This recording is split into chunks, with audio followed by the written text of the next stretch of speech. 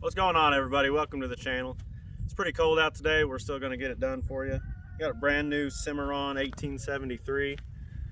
Like you saw in the video yesterday, if you guys saw that. We're ready to shoot it. This is how you load one of these properly.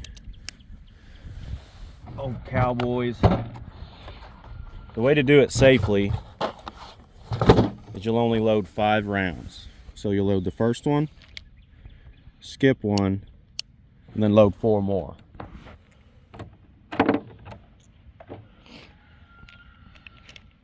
That way when you get to the last round, the hammer will drop on an empty chamber. No cartridge right in here. This is perfectly safe to run. Run it in a holster, carry it around with you, whatever. Make sure you get your eyes and ears on. Probably gonna go for that black target first.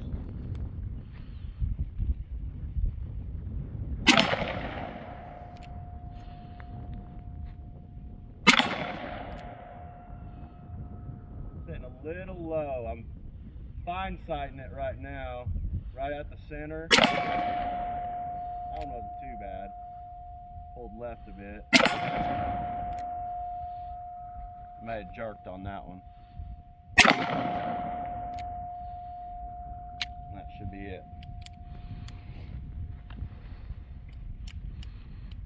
If anybody's unfamiliar with these, got an extractor right here. Oh, yeah, just like that. These are actually pretty good. They're kind of just falling out. They didn't swell up too bad. Yeah, I didn't even have to do any of those.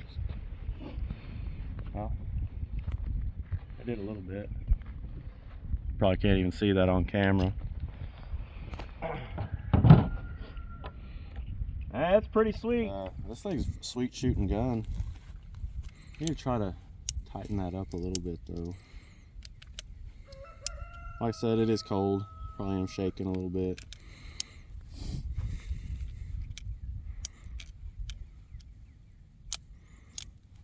I go for the white target too.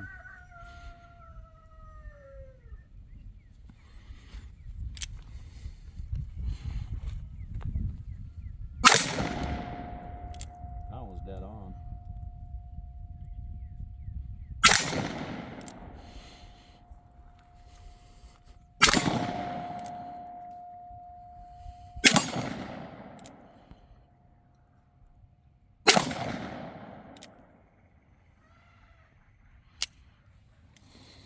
This here's what we're shooting today. Federal ammunition, American Eagle rounds, 225 grain, 45 long Colt.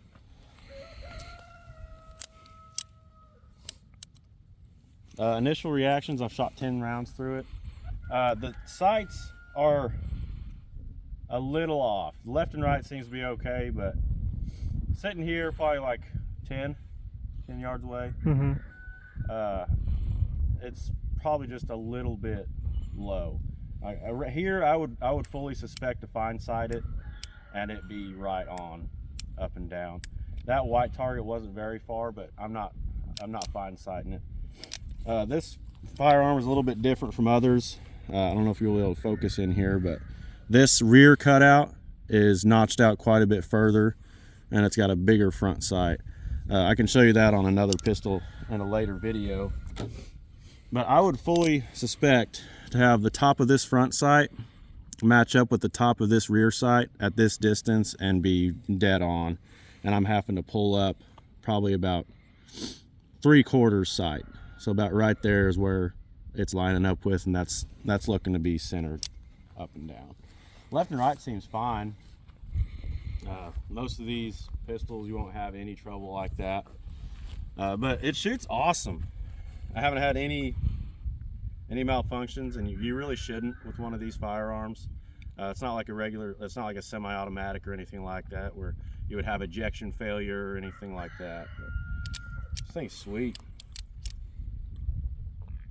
Let's shoot a couple more. I'll shoot this thing all day. Like I was saying, I'll probably go ahead and shoot at that white target now. I'll hit at center mass, hit right at center mass, excuse me, and about 3/4 front sight and see where that hits.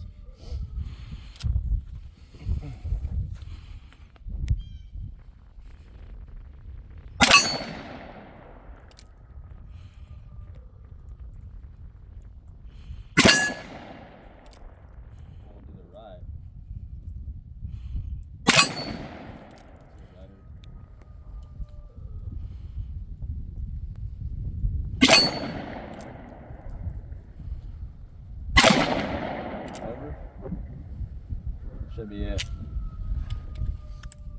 This is kind of surprising me.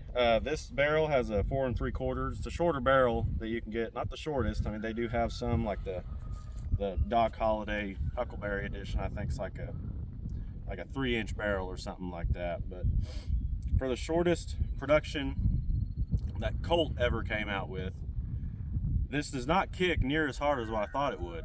I was shooting Jake's dad's Remington 1875 clone from Uberti.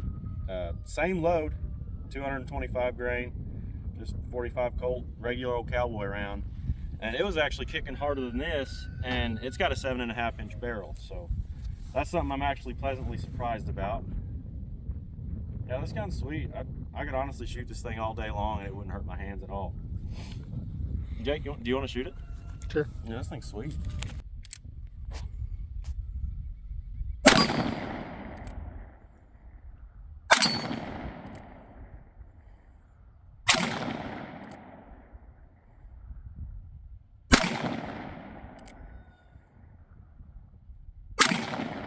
Shooting over. That should be it. Guns too much. I get used to the trigger on them. Yeah. This trigger actually, which I'm really not happy about, because you can feel the action and it is sweet. It's one of the smoothest single actions I've ever felt, actually cocking the hammer back. That's why I wanted the Pietta, because I've heard Uberti's, even Jake's dad's, it's pretty heavy, kind of, it's just not as smooth as this one is, but this one is buttery smooth. But the trigger pull on it is actually pretty stiff, which I'm not a huge fan of. Like, obviously you don't want the thing at like a pound or 2 pounds for like you would like a precision rifle or anything like that, because you may be riding with this thing, depending on who you are. If you're a real badass cowboy, you could be riding with this thing in a holster or something like that. Not that you would even have the hammer cocked, but it's just more dangerous to have a lighter trigger pull on a pistol. That's not just revolvers. I mean, that's any handgun at all. You don't really want a super light trigger. But I want it lighter than this. I mean, just by feel, I would say this thing's probably like 8 pounds, and I would like to see it closer to like 5.5, 6.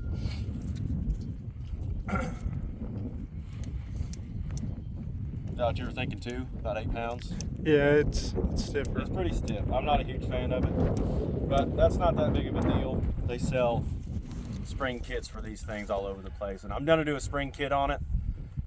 The idea behind this thing is I want to build a race gun out of it. I want to be able to fan it. I want to do triple shots with it.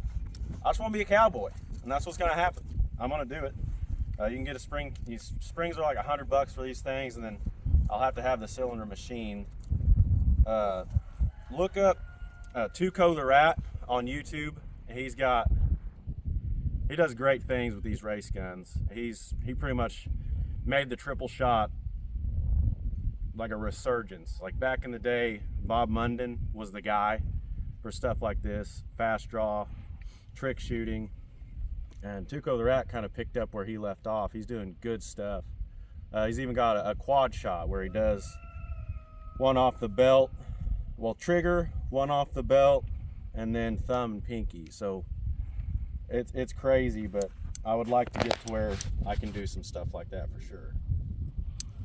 We'll do half sight's probably pretty right for right here. Right center mass, half sight. Let's see what happens. Try not to pull it, squeeze through. That's not too bad. I probably pulled it a little bit, but it's a pretty good heart shot there. Dudes.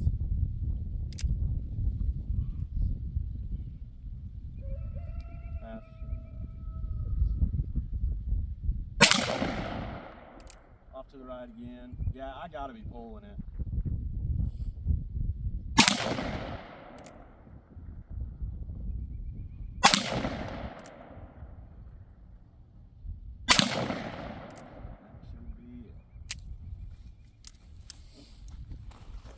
Yeah, that was a little bit better shooting there. I wish I had the camera down there.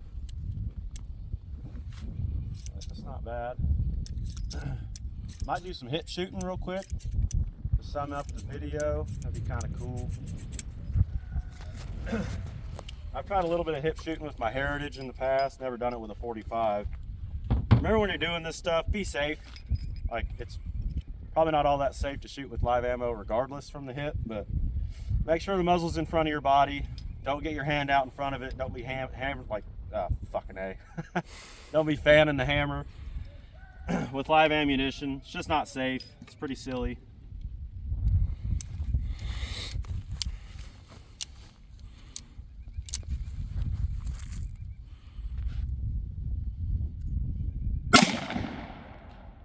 Pretty solid.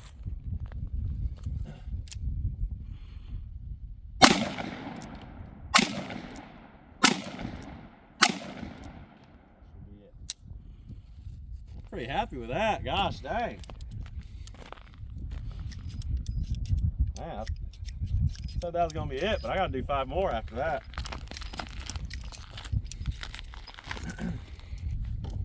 Granted, that wasn't all that far away, but my first time hip shooting a 45, I'm pretty tickled with that. What was that, like 2 or 3 yards maybe? All right.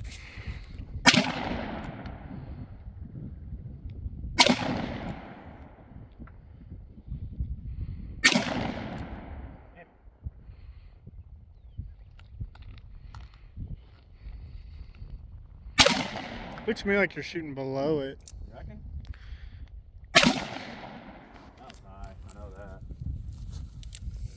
That should be it. Have to get up closer, I guess.